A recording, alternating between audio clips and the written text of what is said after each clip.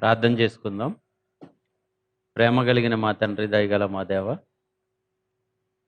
విలువైన నీ మాటలు మరొకసారి నీ వేద గ్రంథంలోంచి మేము ఆలోచన చేయుచుండగా మహాజ్ఞానాన్ని మాకు అనుగ్రహించమని కోరుకుంటూ క్రీస్తు పేర ఈ ప్రార్థన అడిగి వేడుకుంటున్నాం మా ప్రియ పరలోకపు తండ్రి. ఆమేన్. ప్రియమైన దేవుని వర్లారా, ప్రభు పేరట మీ అందరికీ శుభములు తెలియజేసుకుంటున్నాను. దేవుని యొక్క మహాకృపను బట్టి మీరందరూ సురక్షితంగా ఉన్నారని మిమ్మల్ని గూర్చిన సమాచారం వినినప్పుడల్లా దేవునికి కృతజ్ఞతాస్తుతులు తెలియజేసుకుంటున్నాను. పతనమవుతున్న పట్టణాలు ఈ శీర్షికలో అనేకమైన పట్టణాల గురించి మీతో మాట్లాడటం జరిగింది. ఈరోజు ప్రపంచ పరిస్థితులు ఎలా ఉంటున్నాయో దేవుని ధర్మశాస్త్రాన్ని ధిక్కరించి దేవుని యొక్క కట్టడలు మార్పులు చేసుకుంటూ మార్చుకుంటూ సవరణలు చేసుకుంటూ దేవునికి కోపం పుట్టించేవారు పట్టణాల్లో ఎక్కువ మంది ఈరోజు మనకు కనపడుతున్నారు. ఒకప్పుడు ఒక పట్టణంలో భయంకరమైన దేవునికి వ్యతిరేకమైన కార్యక్రమాలు జరిగితే ఈరోజు అనేక పట్టణాలలో ఇలాంటి భయంకరమైన పరిస్థితులు జరుగుతున్నాయి. ఇక ఏ ఒక్క దేశంలో ఉన్న పట్టణం ఇలా ఉంది అని చెప్పడానికి అవకాశం లేకుండా సుమారుగా ప్రపంచంలో ఉన్న అన్ని పట్టణాలు చెడిపోయే కార్యక్రమంలో ఉన్నాయి.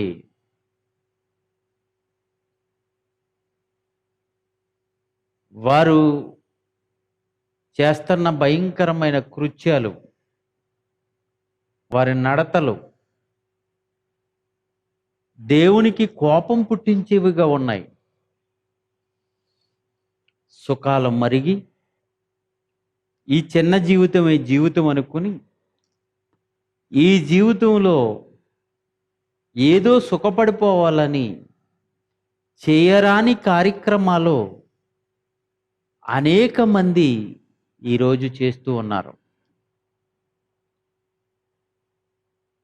ఏ దేశమైతే విశ్వాసఘాతకమై దేవునికి విరోధమైన కార్యక్రమాలు చేస్తుందో, పాపం చేస్తుందో దానికి నేను విరోధిని అంటున్నాడు దేవుడు. ఆ వచనం ఒకసారి మళ్ళా మనం చదువుదాం. హెజ్కేలు గ్రంథము 14వ అధ్యాయము 12వ వచనం. హెజ్కేలు గ్రంథము 14వ అధ్యాయము 12వ వచనం. యెహోవా వాక్కు నాకు ప్రత్యక్షమై ఇలాగు సెలవిచ్చుట, నేను చెప్తున్నాను, ఇలాగు సెలవిచ్చెను, నరపుత్రుడా, ఏ దేశమైతే విశ్వాసఘాతకమై నా దృష్టికి అంటే దేవుని దృష్టికి పాపము చేసినదో దానికి నేను విరోధినై, ఆ దేశానికి నేను విరోధినై దానికి ప్రాణాధారమగు ఆహారము లేకుండా నేను చేస్తాను, ఆ దేశం మీదకి నేను కరువు పంపిస్తాను అంటున్నాడు. ఇక 19, 20 వచనాలు మనం చదవగలిగితే 19, 20 అట్టి దేశములోనికి తెగులు పంపి మనుషులను పశువులను, ఏ దేశమైతే విశ్వాసఘాతకమై దేవుని దృష్టికి పాపం చేస్తుందో అట్టి దేశము మీదకి తెగులు పంపించి తెగులు ఏ దేశం అయితే విశ్వాసఘాతకమై పాపం చేస్తుందో ఆ దేశం మీదకి తెగులు పంపిస్తానన్నాడు. ఈరోజు ప్రపంచ దేశాల మీదకి తెగులు వచ్చింది. తెగులు, రోగం, వైరస్ ప్రపంచాన్ని అల్లాడిస్తుంది. ఈరోజు ప్రపంచాన్ని అల్లాడిస్తుంది. ఏ దేశం అయితే విశ్వాసఘాతకమై దేవుని దృష్టికి పాపం చేస్తుందో అట్టి దేశం మీదకి నేను తెగులను పంపించి మనుషులను, పశువులను నిర్మూలమగుటకై ప్రాణహానికరమగునంతగా నేను నా రౌద్రమును కుమ్మరించిన ఎడలా, నా కోపం ఆ దేశం మీదకి వచ్చినప్పుడు ఆ దేశంపై నా కోపాన్ని, నా రౌద్రాన్ని కుమ్మరించిన ఎడలా నావహు గారు, దానియేలు, యోబు ఈ ముగ్గురు దానిలో ఉన్నను నా జీవముతోడు వారు తమ నీతి చేత తమ్మును మాత్రమే రక్షించుకొందురు గాని కుమారులనైనను కుమార్తెలనైనను రక్షింపజాలకుందురు.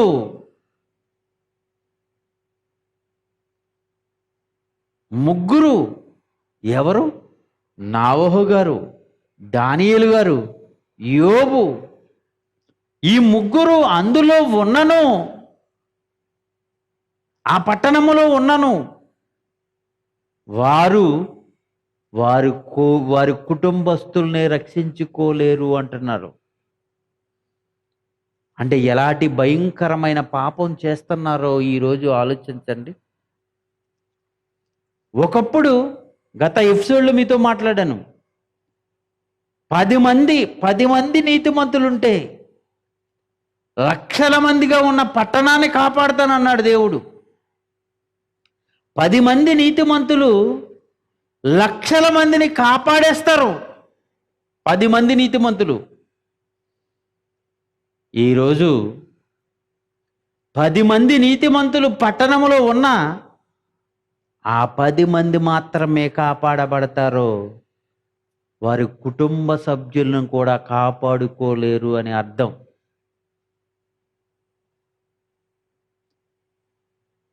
పది మంది ఉన్న ఆ పట్టణాన్ని కాపాడుకోలేరు.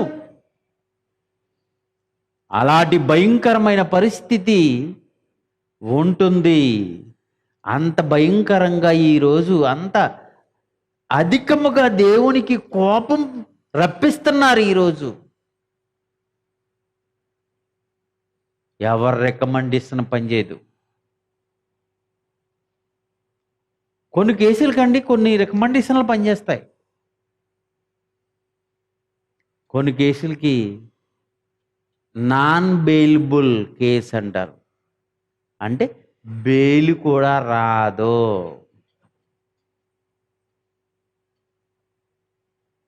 ఇతనికి బెయిల్ ఇచ్చేయండి అడగటక లేదు. ఆ సెక్షన్స్ అటువంటివి. కొంతమందికి పూచీకత్తులు అంటారు. పూచీకత్తులు, జామీను. కొంతమందికి జామీను ఇదిగోండి అతనికి నేను జామీను ఇస్తున్నాను. ఆ జామీను తాలూకా ఐడి కార్డు కానీ, ఆ జామీను తాలూకా భూమి వివరాలు కానీ, ఇవన్నీ ఆ మున్సిపాలిటీలో కానీ ఆ పంచాయతీలో కానీ తీసుకువెళ్తే అక్కడ వాళ్ళ దగ్గర నుంచి సంతకాలు పెట్టించుకుని కోర్టుకు తీసుకెళ్తే వాళ్ళ జామీను పోలీస్ స్టేషన్లో కానీ కోర్టులో కానీ వాళ్ళ జామీను తీసుకుని ఇతనికి బెయిల్ ఇచ్చేస్తుంటారు. కొంతమందికి కొన్నాటికి బెయిల్ ఎవరు జామీను ఉన్నా ఎవరు విడిపించలేరు. అది ఎమ్మెల్యే అయినా, ఎంపీ అయినా, మంత్రి అయినా, ఎవరైనా సరే నేనండి హామీ అన్న విడిపించలేరు. కొన్ని కేసులకి ప్రియమైన దేవుని పిల్లలారా ఆలోచించండి. ఒకప్పుడు కొంతమందికి ఒక లక్షల మందికి 10 మంది నీతిమంతులు ఉంటే వాళ్ళే జమీందారులు. ఆ పట్టణాన్ని కాపాడేస్తానన్నాడు. అంటే ఇప్పుడు ఒక నీతిమంతుడు అతన్నే కాపాడుకుంటాడు తప్ప ఇంక కుటుంబస్తులను, కుమారులనైనను కుమార్తెలనైనను తన ఇంటి వారినైనను కాపాడుకోలేరు. అంటే జామీను పనిచేయదు. జామీను అంతటి నేరాలు ఘోరాలు ఈరోజు ప్రపంచం చేస్తుంది ప్రియులరా. ప్రపంచం చేస్తుంది. అందులో 3 నీతిమంతుల గురించి మాట్లాడాడు. యోబు, దానియేలు, యోబు. గత ఎపిసోడ్లో నోవహు గురించి మనం మాట్లాడాం. నోవహు కుటుంబాన్ని ఎలా కాపాడుకున్నాడో, నోవహు ఎలాంటి నీతిమంతుడో దీని గురించి గత ఎపిసోడ్లో మీతో మాట్లాడాను. ఇప్పుడు యోబు గురించి మాట్లాడదాం.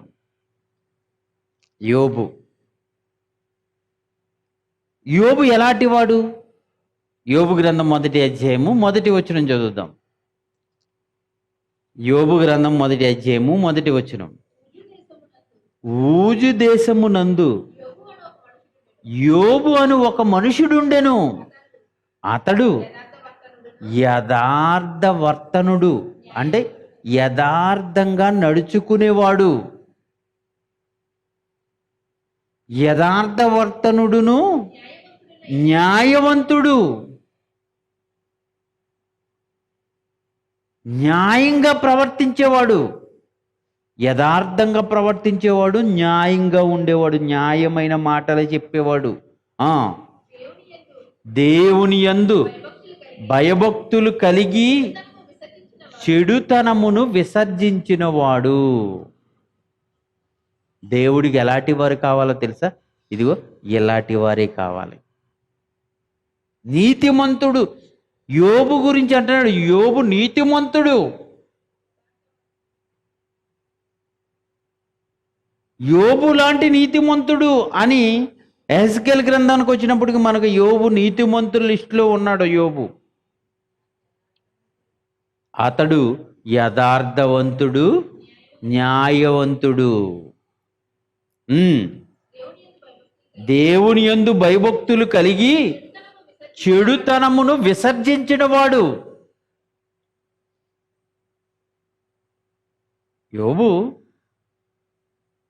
యోబు గురించి మనకు ఆలోచన చేసినప్పుడు అండి, యోబు మంచి వ్యక్తి, యథార్థవంతుడు, న్యాయవంతుడు అని ఈ మాటలే మనం వింటుంటాం. యోబు జీవిత చరిత్రను మనం ఆలోచన చేస్తున్నప్పుడు యోబు గురించి సాతాను దేవుని సన్నిధిలో మాట్లాడుతుంది.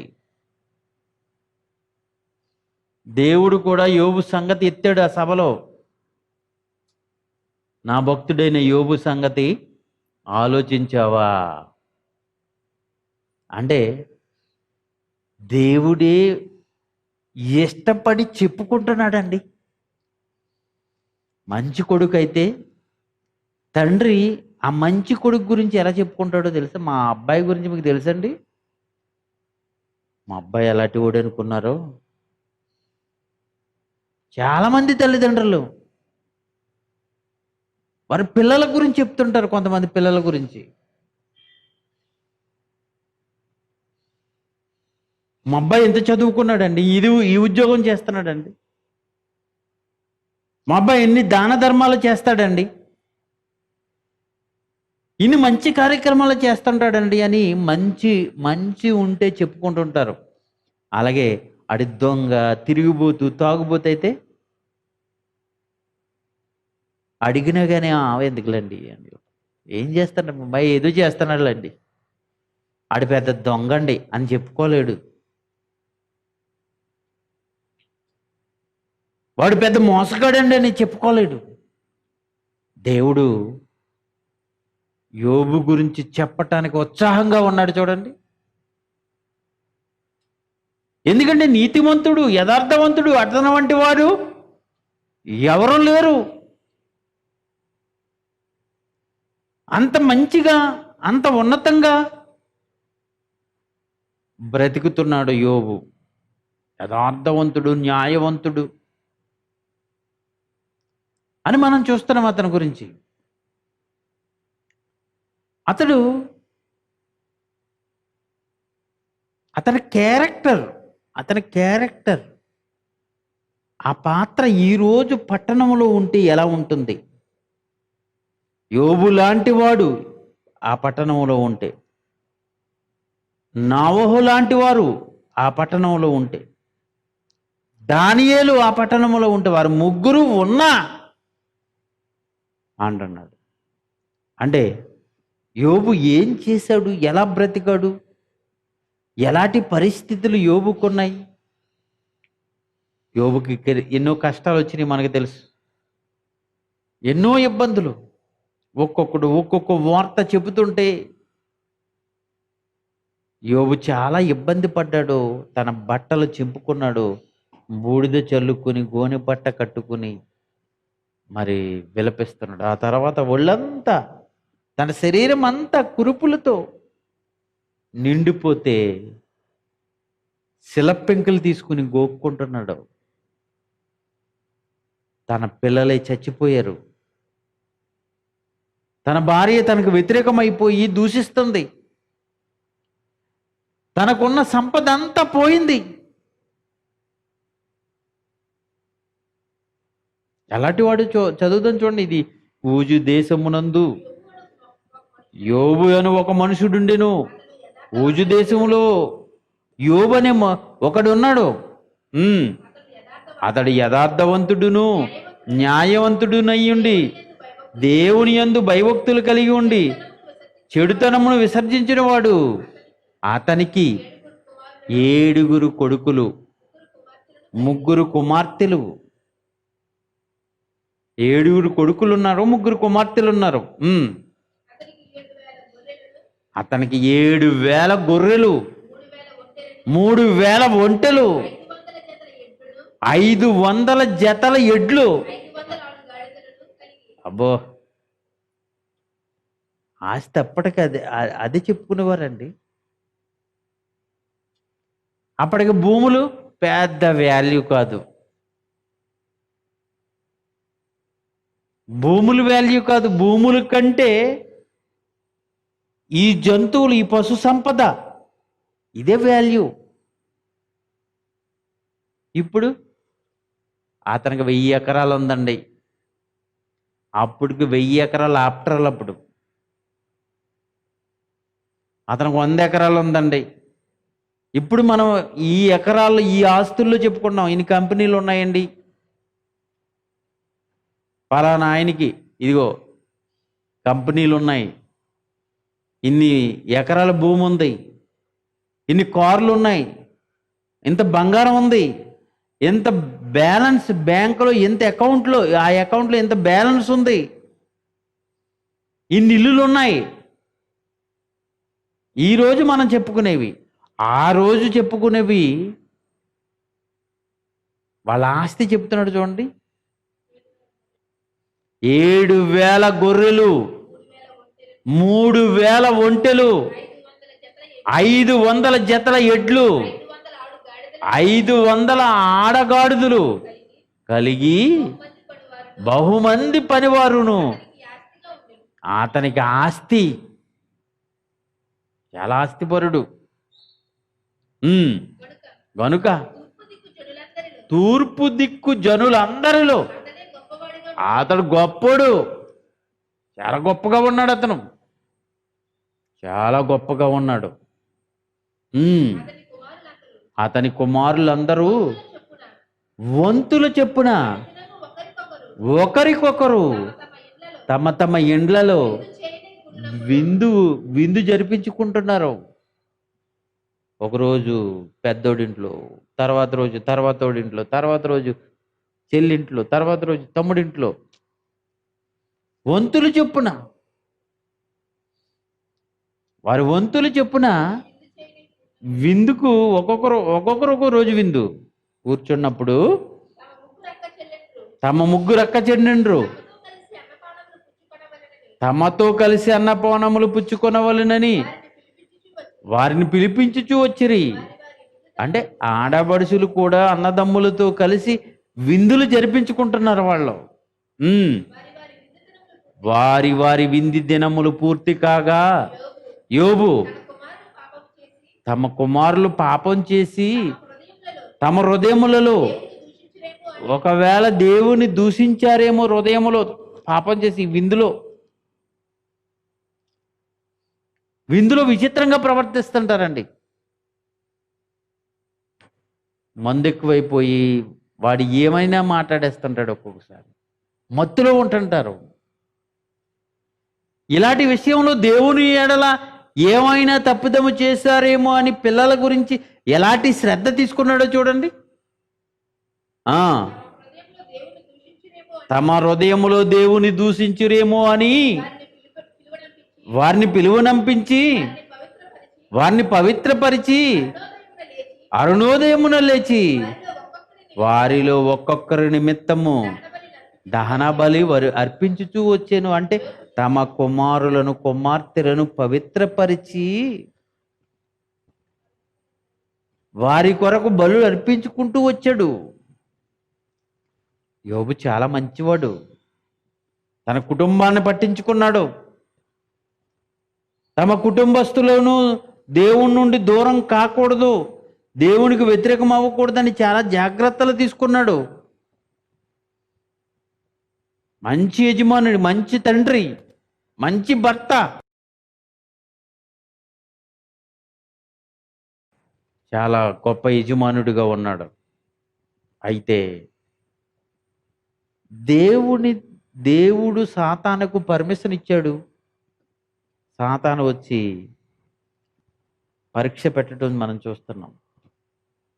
ఆస్తిలో నష్టం,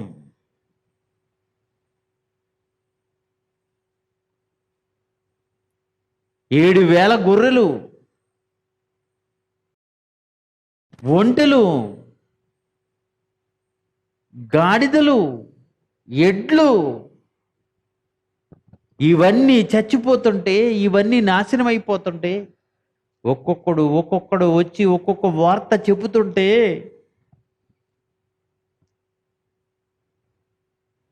చివరికి తమ పిల్లలే చచ్చిపోయిన వార్త విన్నప్పుడు తన బట్టలు చెప్పుకొని అతడు కూర్చుంటాడు.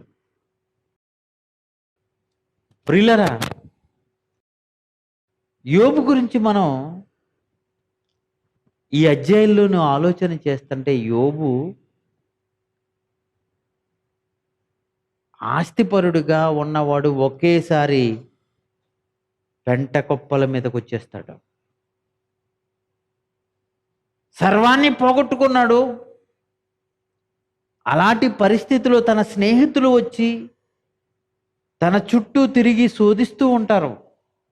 స్నేహితులు కూడా నమ్మరు.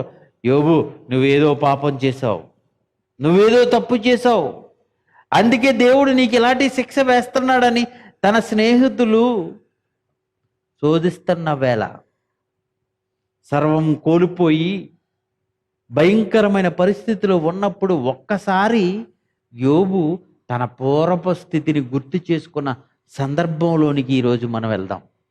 యోబు గ్రంథం 29 అధ్యాయము 1 వచనం. యోబు గ్రంథము 29 అధ్యాయము 1 వచనం నుంచి కొన్ని వచనాలు మనం జాగ్రత్తగా చదువుదాం. యోబు ఇంకొకసారి ఉపమాన రీతిగా ఇట్లనే, ఇది యోబు చెప్తున్న మాటలు ఇవి. ఉపమాన రీతిగా ఇట్లే నేను పూర్వకాలమందున్నట్లు నేనున్న ఎడల ఎంత బాగుండు. అంటే వెనకటి రోజులు గుర్తుకొచ్చిన యోబుకి ఇప్పుడు ఈ మాటలు చెప్పేటప్పటికీ అతని ఆరోగ్యం బాగోలేదు, అతనికి ఆస్తి లేదు, అతనికి 7 కుమారులు 3 కుమార్తెలు లేరు, 7,000 గొర్రెలు లేవు, 3,000 ఒంటెలు లేవు, ఎడ్లు లేవు, ఆడగాడిదలు లేవు.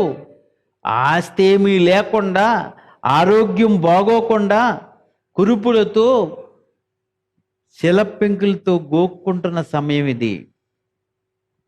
స్నేహితులు వచ్చి ఒకవైపు ఏదో తప్పు చేసావు, తప్పు చేసావు అని చెబుతున్న సమయం అది. ఈ సిచ్యువేషన్ నుంచి ఒక్కసారి వెనక్కి వెళితే, వెనక రోజులకు వెళితే ఎలా ఉన్నాయి? అప్పుడప్పుడు మనం వెనక్కి వెళ్తుంటాం. నేను వెనక్కి వెళ్తుంటే అమ్మా ఈ స్కూల్లో చదువుకున్న రోజులు లాంటిది ఏంటి బాగుందండి. ఏరా ఏంటి అది, ఎంత హ్యాపీ. అమ్మ వండి పెట్టింది, స్కూల్కి వెళ్ళేవాళ్ళు, స్కూల్లో బెంచ్ మీద కూర్చోవటం, మాస్టర్ చెప్పిన వినటం, డ్రిల్ పీరియడ్లో వెళ్ళి ఆటలాడుకోవటం, మళ్ళీ వచ్చిన వెంటనే ఏదో అలసిపోయి వచ్చినట్టు వచ్చేటప్పటికి అమ్మ అన్నం రెడీ చేసేసి పెట్టేసేది మధ్యాహ్నం. అది తినటం, చేయి కడుక్కోవటం, కాసేపు ఆడుకోవటం, మళ్ళీ వెళ్ళిపోవటం, అక్కడికి వెళ్ళటం,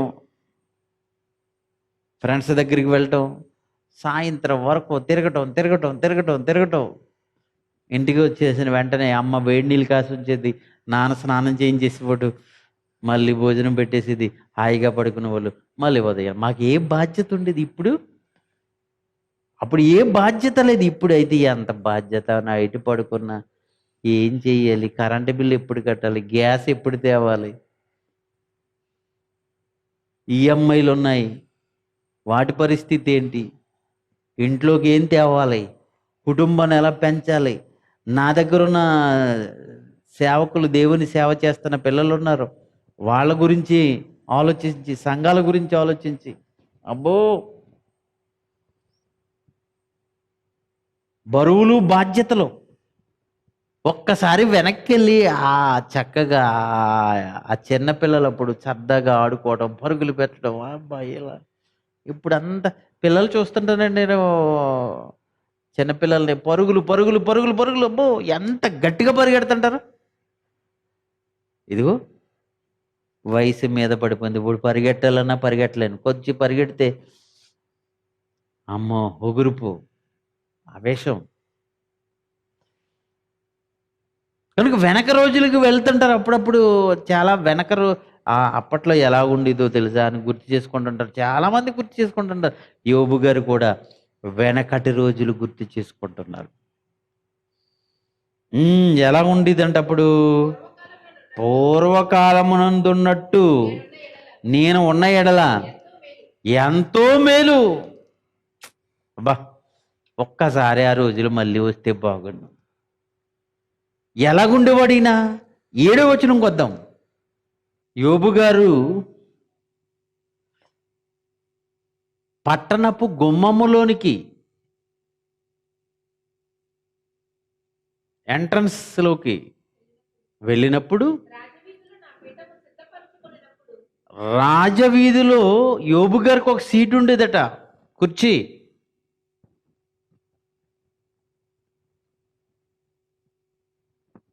అంటే ఎలాంటి పరిస్థితి చూడండి యోబుది.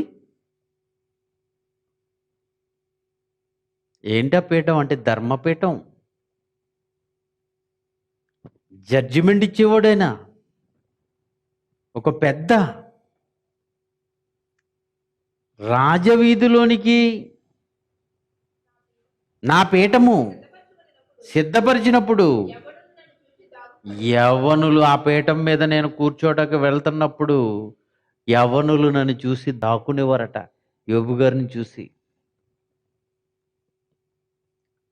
ఎందుకు? పెద్దగారు ఆయన అడుగుతారు. మా ఊర్లో కూడా చాలామంది యవ్వనులు నన్ను చూసి దాక్కుంటారు.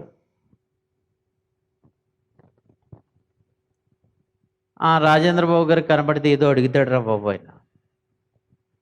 తల్లిదండ్రులకు ఎందుకురా నువ్వు మాట అంటలేదను, ఎందుకురా నువ్వు ఖాళీగా తిరుగుతున్నావను, ఎందుకురా నువ్వు మీటింగ్స్ రావట్లేదను, దేవుని పనిలో ఎందుకురా నువ్వు బద్ధకస్తుడిగా ఉంటున్నావు, దేవుని పనికి ఎందుకు రావట్లేదురా నేను అడుగుతానను.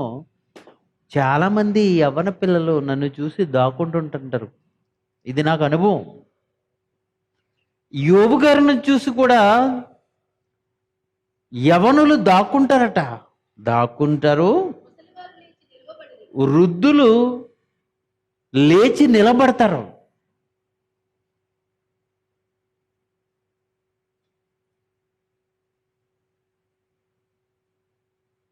ఇది ఇది ఒక గౌరవం, ఒక పెద్దకుండే గౌరవం ఇది.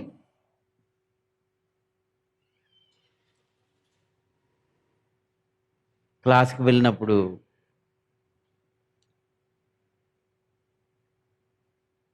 పిల్లలందరూ నేను వెళ్తుంటే నేను నా చప్పుడు వినగానే అందరూ లేచి నిలబడతారు.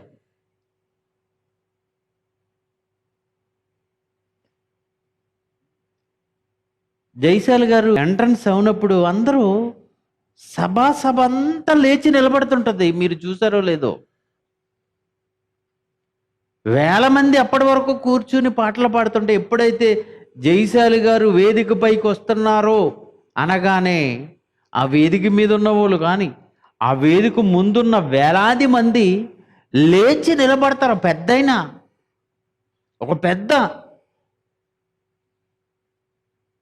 ఒక మంచి వ్యక్తి, ఒక ఉన్నతమైన వ్యక్తి వస్తున్నారో వేదిక పైకి, అందరూ లేచి నిలబడాలి. లేచి నిలబడండి అని అడగరు.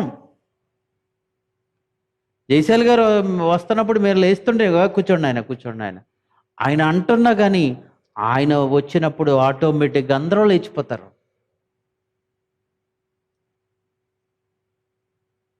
ఇది వ్యక్తికి యొక్క ఆ క్యారెక్టర్లో వస్తుంది గౌరవం.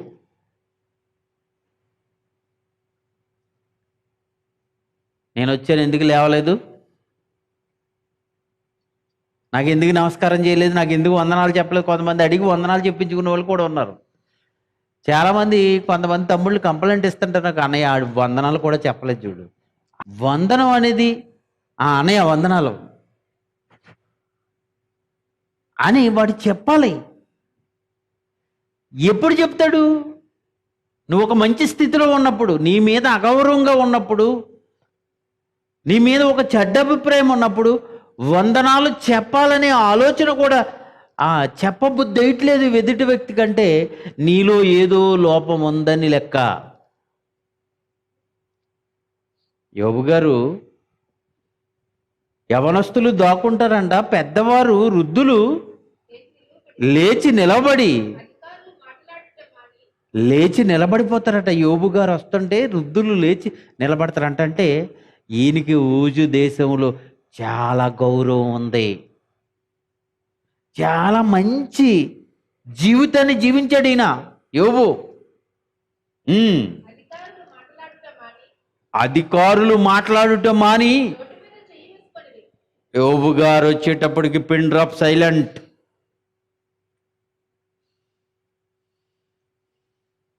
ఎవరు మాట్లాడట్లేదు.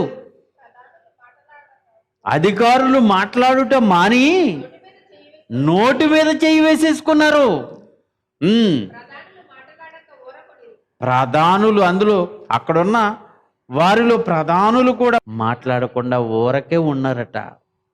ఎందుకంటే యోబు గారు అక్కడికి వెళ్ళే పరిస్థితికి ఎలాంటి పరిస్థితులు చూడండి. 11వ వచనం చదువుదాం.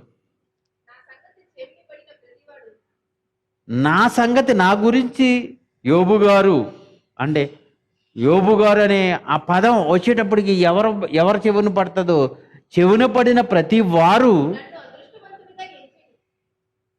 అబ్బా యోబండి ఎంత అదృష్టవంతుడండి బాబు, ఆయన వస్తుంటే లేచి నిలబడుతున్నారండి. ఆయన వస్తుంటే లేచి నిలబడుతున్నారు. పెద్దవారే గౌరవిస్తున్నారు, చేతులు 2 పెట్టి నమస్కరిస్తున్నారు. నీతిమంతుడు, ఆస్తిపరుడు, మంచి పిల్లలు, 7 పిల్లలున్న 7 కొడుకులు, 3 కూతుర్లు.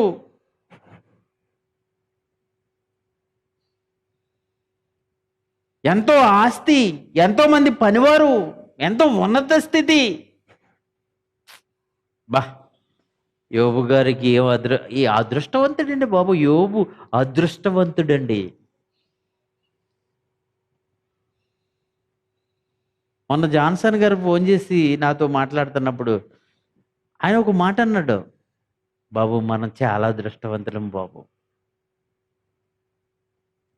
ఈ మహాజ్ఞానాన్ని బోధించే అవకాశం మనకు వచ్చింది, మహాజ్ఞానం మన చేతుల్లో ఉంది, మన మాటలు అనేక మంది వింటున్నారు, ఈ కార్యక్రమాల్లో దేవుని కార్యక్రమాల్లో మనం ఉంటున్నాం అంటే అదృష్టవంతులు అన్నాడు ఆయన. యోబు గారు మాట వినగానే చాలామంది ఏమనుకుంటున్నారో తెలుసా? యోబు నా మాట వారి చెవున పడగానే ప్రతివాడు యోబు గారు ఏంటంటే బాబు అదృష్టవంతుడు అండి, ఆయన అదృష్టవంతుడు, అన్నీ కలిసి వచ్చేసినాయి ఆయనకి. ఆస్త ఉన్నది, చెడ్డ వ్యసనాల లేవు, ధర్మకార్యాల చేస్తాడు, న్యాయం తీరుస్తాడు, యవనులు ఆయనకు భయపడిపోతారు, వృద్ధులు లేచి నిలబడి నమస్కరిస్తారు, ఆయనకి రాజవీధిలో రాజనగరిలో పీఠం ఉంది ఆయనకి. అదృష్టవంతుడు యోబు గారు, అదృష్టవంతుడు అంటున్నారట. 12 నన్ను ఎవరైతే చూస్తారో చూసిన ప్రతి ఒక్కరికి నేను తెలుసు. అంటే యోబు గారు తెలుసు అంటే అందరికీ. ఈయన ఎవరండి? పలానా ఆయన. మన ఆత్మీయ తండ్రి గారు జయశాలి గారి గురించి ఇంచుమించు తెలియని వారు ఎవరో లేరండి. ఆ ఫోటో ఈయన ఆయన కదా, జయశాలి గారు కదా, పిడి సుందరరావు గారు కదా. ఈయన గారికి కూడా తెలుసు ఆయన అంటే అనుకుంటుంటాం మనం, ఒక్కోసారి ఆశ్చర్యం వేస్తుంటది. తెలియని వారు లేరు. నన్ను చూసినా ఏమంటున్నాడు ఆ మాట మళ్ళీ? నేను కంటబడిన ప్రతి వాడు. ఆయన గారి గురించి నాకు తెలుసండి, నాకు తెలుసు ఆయన గురించి. జగన్ గారి గురించి నాకు తెలుసండి, ట్రంప్ గురించి తెలుసండి. ఎలాగైతే ప్రముఖుల గురించి అంటున్నారో జయశాలి గారి గురించి తెలుసండి, నాకు తెలుసండి. అబ్బో ఆయన సవాల్ చేస్తారండి. ఆయన బైబిల్ చెప్పాడంటే ఎలా ఉంటుందంటే, మన ఒక ఆవిడ నాకు ఫోన్ చేసి అంటుంది, నిజంగా ఆయన్ని యేసుప్రభుని చూసినట్టు చూసామండి బాబా కుర్చీలోను. ఆయన కూర్చుని ఆయన చెబుతుంటే మేము అలాగే విన్నామండి. ఏ ప్రోగ్రాం అంతలాగా తీక్షణంగా చూడలేదండి. చాలామంది 99 టీవీలో ప్రోగ్రాం ఇచ్చేటప్పుడు అండి నాకు చాలామంది హైందవులు, క్రైస్తవేతరులు ఎక్కువ మంది ఫోన్లు చేసి నిజంగా మంచి ప్రోగ్రాం వేశారు సార్ మీరు, మేము ఎప్పుడు వినని సంగతులు విన్నామండి. చాలామంది అభిమానులు అయిపోయారండి. 40 ఎపిసోడ్లు మనం 99 టీవీలో ప్రచారం చేస్తే చాలామంది జయశాలి గారికి అభిమానులు అయిపోరు. ఆయన గురించి చెప్పేస్తుంటారు, నన్ను చూసిన ప్రతి వాడు నన్ను గూర్చి సాక్ష్యం ఇస్తాడు. యోబు గురించి సాక్ష్యం ఇచ్చాడట. 12 వచనం, ఏలయనగా మొర్రపెట్టిన దీనులను తండ్రి లేని వారిని, సహాయము లేని వారిని నేను విడిపించి తిని. ఎంత మంచివాడండి యోబు. ఎవరైనా తండ్రి లేని వారు ఉన్నారా? దీనులు ఎవరైనా నాకు మొరపెట్టారా? అయ్యా నాకు ఈ ఆపద వచ్చింది, నాకు తండ్రి లేడు, మేము చాలా దీనస్థితిలో ఉన్నాము అని ఎవరైనా అడిగితే యోబు వాళ్ళని విడిపించేవాడట.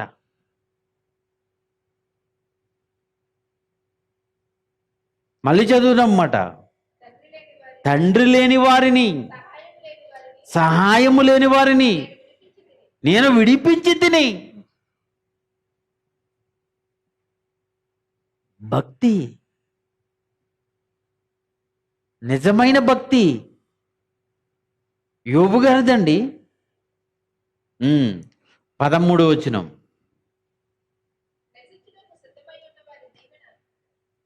నశించుటకు సిద్ధమై ఉన్న వారి దీవెన నా మీదకు వచ్చెను. నశించిపోవటానికి సిద్ధమైపోతున్నారు. అలాంటి వారు నన్ను దీవిస్తున్నారు. అంటే బాగా చితికిపోయి ఉన్న వాళ్ళ దగ్గరికి వెళ్ళి సహాయం చేస్తుంటే వాళ్ళు అయ్యో మీరు చల్లగా ఉండాలి నాయన, మీరు ఎంత మంచి పని చేశారు మాకు. వాళ్ళ దీవెనలు యోబు గారి మీదకి వస్తున్నాయంటే ఒక చక్కటి సామాజిక కార్యక్రమాలు చేస్తున్నాడు. ఏడిసిసి ద్వారా చాలామంది వృద్ధులకు కానీ అంగవైకల్యం కలిగిన వారికి కానీ చాలామంది రోడ్ల మీద ఉన్న వాళ్ళకి ఆహారం పెడుతున్నప్పుడు వాళ్ళ నిండు మనసుతో వాళ్ళు దీవిస్తున్నారండి పిల్లల్ని. సేవా కార్యక్రమాలు చేశాడు యోబు.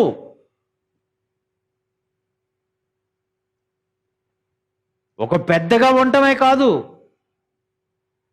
ఎవరైనా తండ్రి లేని వారు కనపడితే వాళ్ళ సహాయం అడిగితే వాళ్ళకి ఎలాంటి ఆపద ఉన్న వాళ్ళ ఆపదల్లోంచి ఆదుకునే మంచి మనసు యోబుదండి.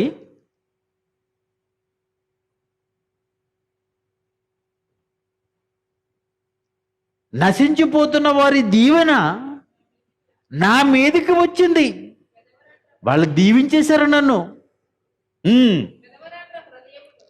వెదవరాండ్ర హృదయమును నేను సంతోషపెట్టాను. వెదవరాళ్ళు భర్త లేక, సమాజంలోనికి వెళ్ళలేక ఎన్నో ఇబ్బందులు పడుతుంటారు వాళ్ళు. ఒకవైపు సమాజం వెధవరాళ్ళని ఎలా చూస్తుందో తెలుసా? చాలా చిన్న చూపు చూస్తుందండి. సమాజం భర్త చనిపోయిన ఆ విడోని, ఆ వెధవరాలని చాలా చిన్న చూపు చూస్తుంది. మన భారతదేశంలో ఇది తెలియనిది కాదు. భారతదేశంలో ఉన్న ప్రతి ఒక్కరికి తెలుసు, విధవరాళ్ళు శుభకార్యాలకు రాకూడదట, విధవరాళ్ళు ఎదురు రాకూడదట. ఎవరైనా వస్తుంటే రోడ్డు ఆమె కనపడింది అనుకోండి, అమ్మో వీడియో ఎదురొచ్చిందిరా ఆయన వెనక్కి వెళ్ళిపోతుంటారట. విధవరాళ్ళు పెళ్ళికి వెళ్ళి పెళ్లి కూతుర్ని పెళ్లి కొడుకుని ఆశీర్వదించకూడదట. ఎలాంటి శుభకార్యాల్లోనికి వాళ్ళు వెళ్ళకూడదు. ఎవరు చూస్తారండి వాళ్ళని? ఒకప్పుడు విధవరాళ్ళని చాలా చిన్న చూపు చూసేవారు. ఇదిగో యోబు నీతిమంతుడు, యథార్థవంతుడు, దేవుడికి నచ్చినవాడు. యోబు విధవరాళ్లను సంతోషపెట్టాడు అంటే, అయ్యో మమ్మల్ని ఎవ్వరు మా వైపుకి చూడటానికి ఇష్టపడని వారు, మాతో పలకరించలేని వాళ్ళు, మమ్మల్ని పట్టించుకోలేని ఈ సమాజంలో ఒక పెద్దగా, ఒక ఉన్నతమైన వ్యక్తి మమ్మల్ని పట్టించుకున్నాడు. మనవారు వీరేశలింగం పంతులు గారిని చాలా ఉన్నతంగా చూస్తారు. విధవరాండ్రకు ఆయన చేసిన సేవా కార్యక్రమం భారత సమాజం అంతా మరి వాళ్ళని చిన్న చూపు చూసినప్పుడు కొంతమంది సాంఘిక సంఘ సంస్కర్తలు ముందుకొచ్చి వారిని ఆదుకునే కార్యక్రమం చేసినప్పుడు వాళ్ళని అబ్బో ఉన్నతమైన వ్యక్తులుగా చూసారే. ఎప్పుడో పూర్వం, క్రీస్తు పూర్వం పితరుల కాలములో ఒక మహానుభావుడు పుట్టాడు, అతనే యోబు. ఈరోజు సంఘ సంస్కర్తలందరికీ అతడు ఆదర్శవంతుడు. విధవరాండ్లను సంతోషపెట్టినవాడు, ప్రప్రథమంగా విధవరాళ్లను సంతోషపెట్టినవాడు యోబు.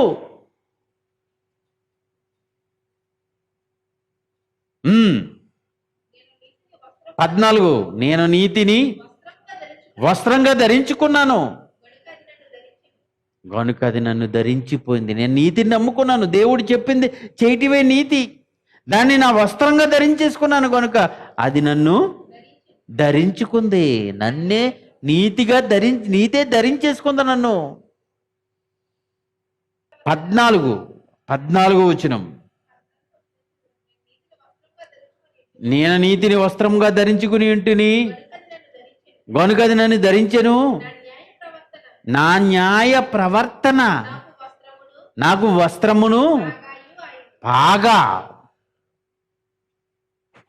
ఈయనకు వస్త్రాలు న్యాయమే వస్త్రం అంట. న్యాయవంతుడు, న్యాయవంతుడు. నాకు మళ్ళీ చదువుదాం మాట. న్యాయ ప్రవర్తన నాకు వస్త్రమును పాగాయు ఆయను. పాగా కిరీటం. నా ప్రవర్తనే నాకు కిరీటం, నా ప్రవర్తనే నాకు అందం. అది యోబు గారిది. 15 వచనం చదువుతాం. గుడ్డి వారికి నేను కన్నును. గుడ్డి వారికి నేను కన్నును. చూడలేని గుడ్డివారు చాలా మంది ఉన్నారు. వాళ్ళకి నేను ఒక కన్నును.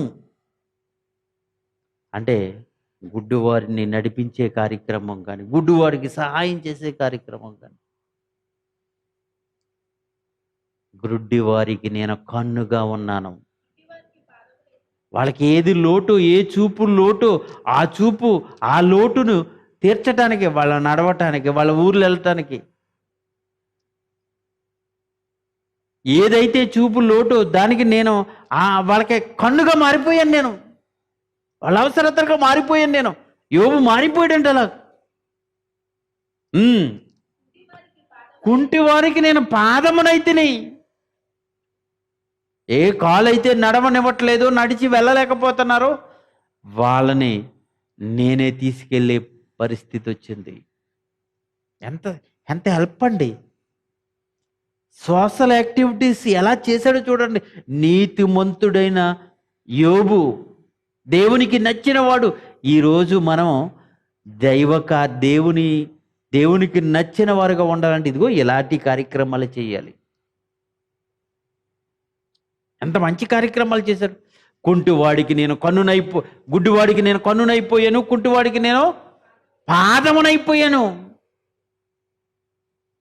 వాళ్ళకి నేనే అండగా ఉన్నాను. వాళ్ళ లోటు, ఏదైతే లోటు ఉందో ఆ లోటు నేను తీరుస్తున్నాను అంటున్నాడు. దరిద్రులకు దిక్కులేని దరిద్రులు, తల్లిదండ్రులు లేక దిక్కు లేక ఉన్న వాళ్ళకి నేనే.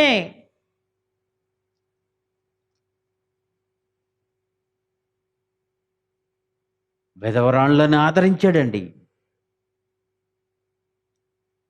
నిజమైన భక్తి ఏంటో తెలుసా? ఒకసారి యాకోబు రాసిన పత్రిక 1వ అధ్యాయము 27వ వచనం. యాకోబు రాసిన పత్రిక 1వ అధ్యాయము 27వ వచనం. తండ్రి అయిన దేవుని ఎదుట పవిత్రమును నిష్కలంకమునైన భక్తి ఏదనగా దిక్కులేని పిల్లలను, విధవరాళ్లను వారి ఇబ్బందుల్లో పరామర్శించుటయు, ఇహలోక మాలిన్యము తమకు అంటకుండా తన్ను తాను కాపాడుకునుటయే ఇది నిజమైన భక్తి. ఎలాంటి భక్తి యోబు తన క్రియల్లో చేసి చూపించాడు.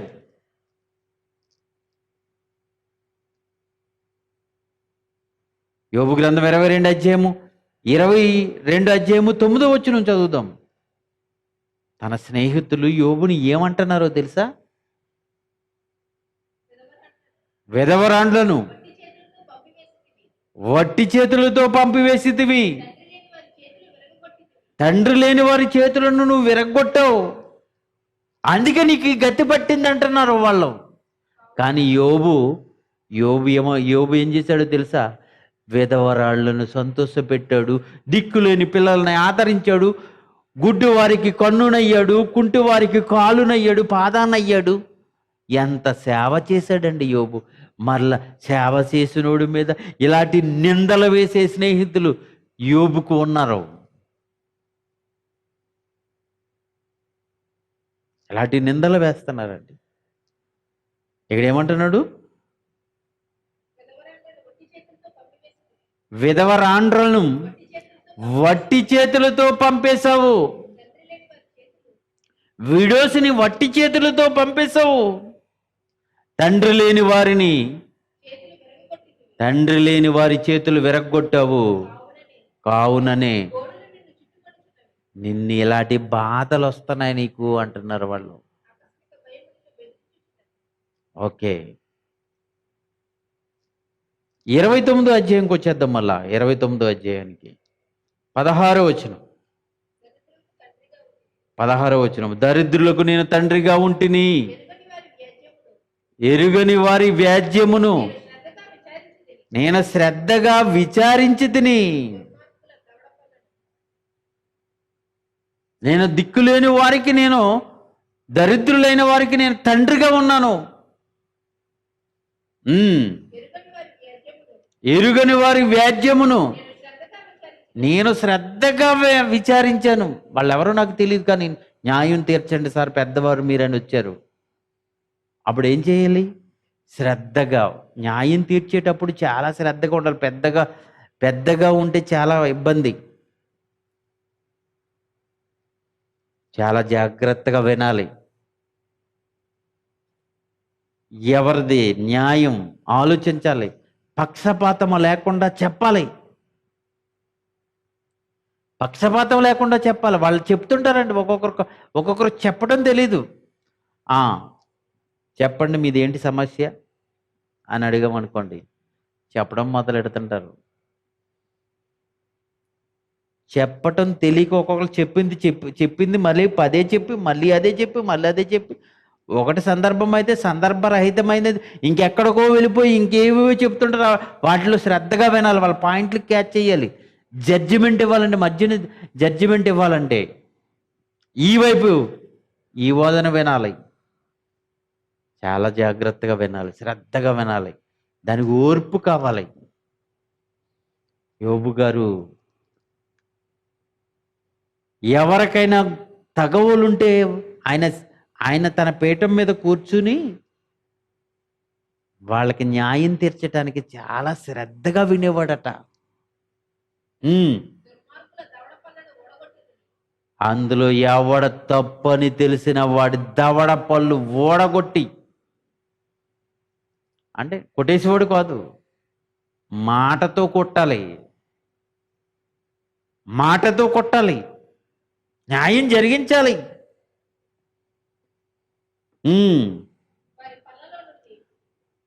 వారి పళ్ళలో నుండి దోపుడి సొమ్మును లాగివేసి తిని, దుర్మార్గుల దవడ పళ్ళు విరగ్గొట్టి వాళ్ళు ఏదైతే దోచుకున్నారో దాన్ని లాగి ఎవరి దగ్గర నుంచి అయితే దోచుకున్నారో వాళ్ళకి ఇచ్చేసే కార్యక్రమం చేసేవాడు. న్యాయం చేసేవాడు. పేదవారి పక్షంగా ఉండేవాడు. కీర్తనల గ్రంథం 82 కీర్తన 3వ వచనం చదువుదాం. కీర్తనల గ్రంథము 82 కీర్తన 3వ వచనం. పేదలకు తల్లిదండ్రులు లేని వారికి న్యాయం తీర్చండి. తల్లిదండ్రులు ఎవరైనా లేరా? వాళ్ళ పక్షాన మాట్లాడితే వాళ్ళు ఏమనేస్తారో భయపడకూడదు. న్యాయం చేర్చాలి, న్యాయం మాట్లాడాలి. ఏమంటాడు? పేదలకును తల్లిదండ్రులు లేని వారికి న్యాయం చెప్పండి, న్యాయం మాట్లాడండి. శ్రమగల వారికి దీనులకును న్యాయం తీర్చుడి. సామెతల గ్రంథం 21 అధ్యాయము 13వ వచనం కూడా చదువుదాం. సామెతల గ్రంథం 21 అధ్యాయము 13వ వచనం. దరిద్రుల మొర వినక చెవులు మూసుకునేవాడు. ఎవరైనా దరిద్రులు వచ్చి మొర పెడితే చాలా మంది ఈ దరిద్రుల మొర మేమెందుకు వినాలి, మాకు చెప్పకు అని చెవులు మూసుకుంటారట చాలా మంది. చెవులు మూసుకునేవాడు తాను మొర పెట్టినప్పుడు అంగీకరింపబడడు. నువ్వు మొరపెడితే దేవుడు వింటాడా? దరిద్రుడు వచ్చి నీ ముందు మొరపెట్టినప్పుడు, నీ ముందు మాట్లాడినప్పుడు, నీకు ఏదో విన్నపం చేసుకున్నప్పుడు నువ్వు చెవులు మూసుకున్నావే, నువ్వు మొరపెడితే నేను చెవులు మూసుకుంటాను రా అంటున్నాడు దేవుడు. సామెతల గ్రంథం 24 అధ్యాయము 11వ వచనం కూడా చదువుదాం ప్రియులారా. సామెతల గ్రంథం 24 అధ్యాయము 11వ వచనం. చావునకై పట్టబడిన వాడిని నీవు తప్పించు, నాశనమునకు పడుటకు జోగుచున్న వారిని నీవు రక్షింపవా? నాశనానికి వెళ్ళిపోతారు వాళ్ళు. సువార్త ప్రకటించు, దేవుని యొక్క వాక్యం చెప్పు. నిజంగా యోబు అండి, ఎంత మంచి పనులు చేశాడు యోబు. 29 అధ్యాయంకి వద్దాం మళ్ళా.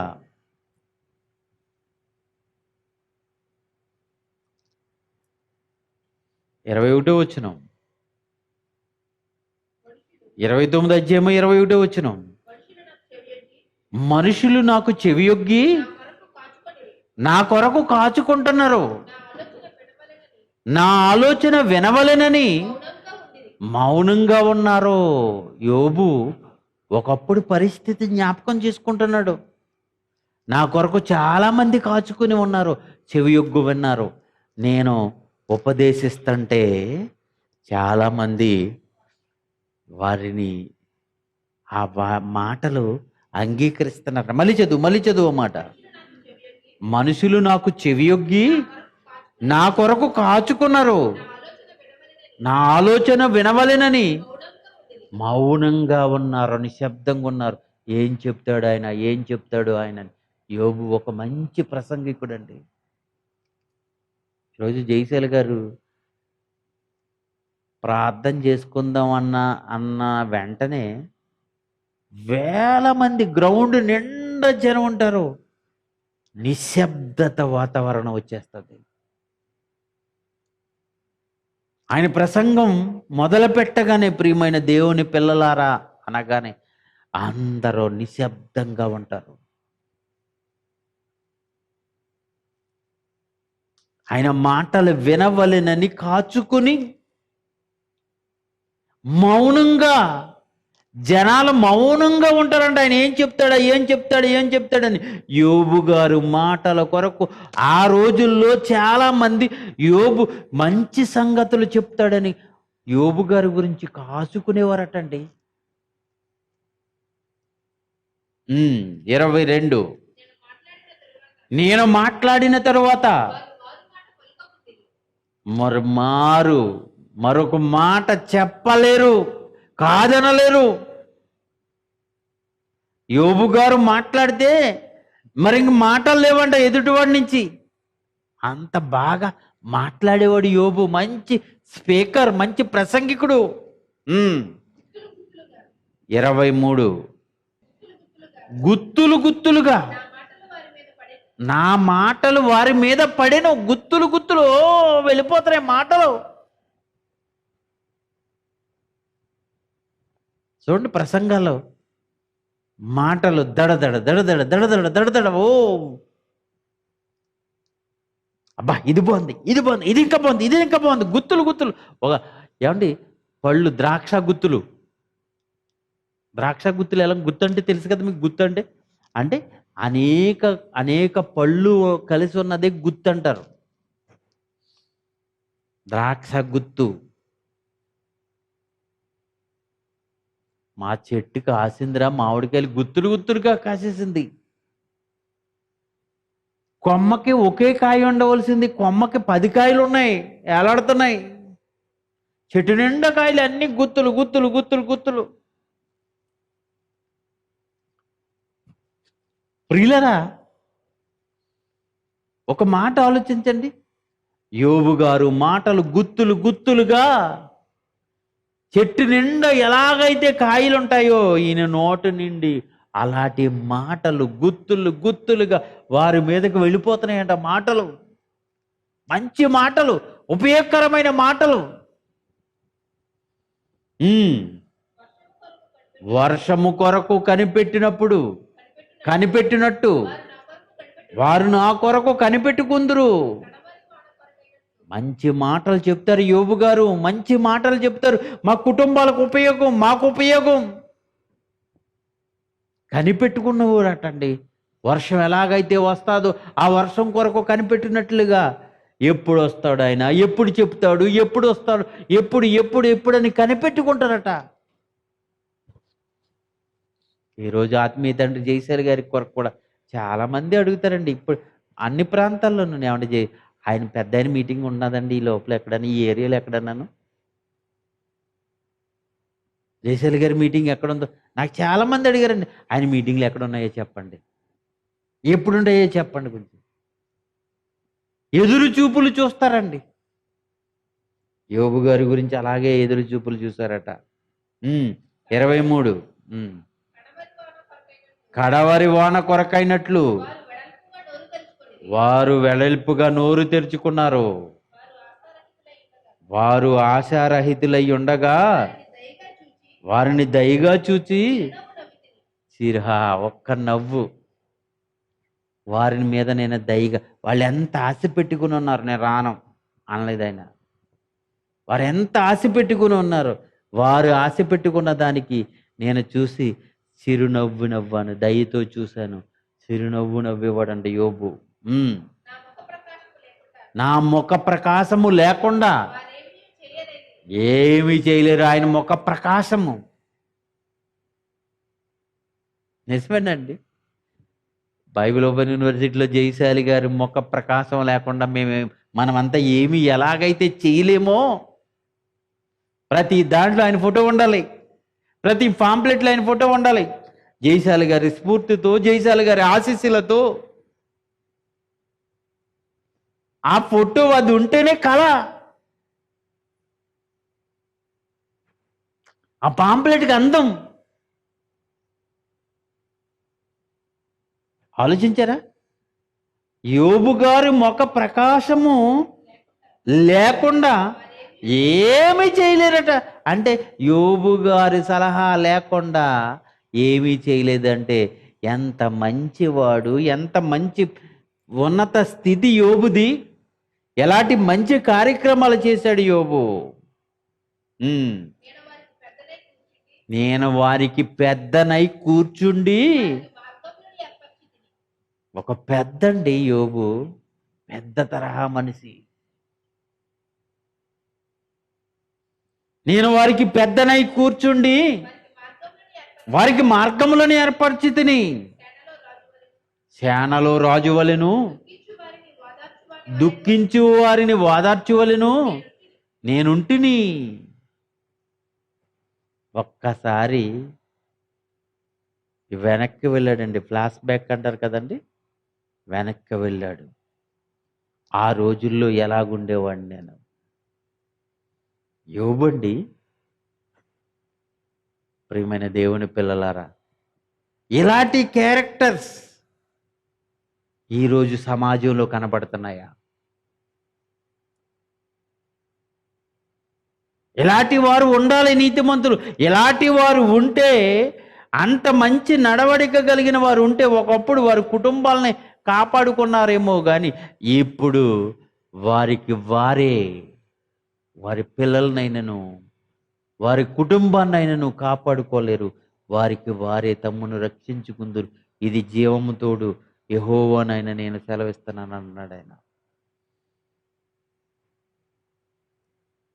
యోబు ఎలా కాపాడుకున్నాడో తెలుసా? యోబు ఏ కుటుంబం అయితే పోగొట్టుకున్నాడో, ఏ ఆస్తి అయితే పోగొట్టుకున్నాడో, సాతాను వచ్చి చంద్రవందన చేసి ఎన్ని ఇబ్బందులు పెట్టినా తర్వాత కాలానికి ఎలా ఉన్నాడో చూడండి. యోబు దగ్గరికి వద్దాం చూడండి. యోబు గ్రంథము 42 అధ్యాయము. యోబు గ్రంథము 42 అధ్యాయము. యోబు గ్రంథము 42 అధ్యాయము 12వ వచనం 13వ వచనం. యెహోవా యోబును మొదట ఆశీర్వదించిన దానికి అంతటి కంటే మరి ఎక్కువగా ఆశీర్వదించాడట. ఎక్కువగా ఆశీర్వదించాడట. అతనికి 14,000 గొర్రెలు, అప్పుడు 7,000 గొర్రెలు. రెట్టింపు అయిపోయింది. 14,000 గొర్రెలు వచ్చేసిన 7,000 గొర్రెలు ఉండి అవి చచ్చిపోయినాయి. ఆ తర్వాత కాలంలో 14,000 గొర్రెలు, 3,000 ఒంటెలు ఉండేవి, 6,000 ఒంటెలకు అయిపోయింది. 6,000 ఒంటెలు, 500 జతల ఎడ్లు ఉండేవి, 1000 జతల ఎడ్లు అయిపోయినాయి. 1000 ఆడుగాడిదలు కలిగెను. అంటే ముందున్న దానికంటే మరి ఎక్కువ. ముందున్న దానికంటే మరి ఎక్కువ ఆస్తిని సంపాదించుకున్నాడు. తర్వాత తర్వాత వచ్చిన మరి అతనికి 7 కొడుకులు, 3 కూతుర్లు. 7 కొడుకులు, 3 కూతుర్లు మళ్ళీ సంపాదించేసుకున్నాడు. తన కుటుంబాన్ని కాపాడేసుకున్నాడు. తన కుటుంబాన్ని మరలా తెచ్చేసుకున్నాడు. తన ఆస్తి మరలా తెచ్చేసుకున్నాడు. శోధనలు, ఇబ్బందులు, ఎలాంటి పరిస్థితులు వచ్చినా తట్టుకున్నాడు. మళ్ళీ మునుపటి స్థితి తెచ్చుకున్నాడు. తన పిల్లలు మళ్ళా 7 కొడుకులు వచ్చారు, మరలా 3 కూతుర్లు వచ్చారు. అదే యోబు ఈ కాలంలో ఉంటే అతని మాత్రమే మిగిలి ఉంటాడు. మళ్ళా 7, మళ్ళా తన పిల్లలు 7, మళ్ళా కూతుర్లు 3.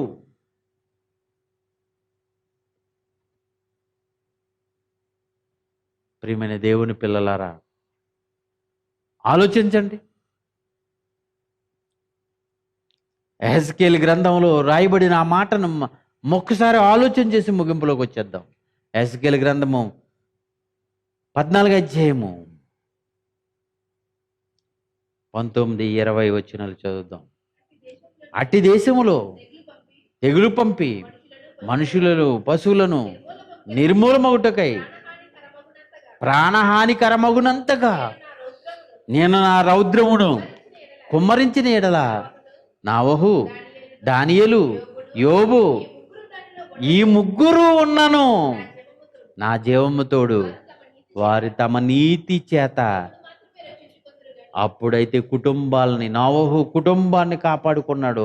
యోబు పోగొట్టుకున్న మరల పూర్వ స్థితిని మరలా రప్పించుకున్నాడు. అలాంటి యోబు, అలాంటి నోవహు, ఆ దానియేలు ఈ 3 కలిసి ఉన్న ఆ పట్టణంలో వారు మాత్రమే రక్షించబడతారు తప్ప కుమార్తెనైనను రక్షింపజాలకుందురు. వాట్ ఏ బ్యాడ్ సిచ్యువేషన్ అండి. బాలేదు పరిస్థితులు. రోజు రోజుకి పాపాలు పండిపోతున్నాయి, పెరిగిపోతున్నాయి, ఘోరంగా మారిపోతున్నాయి.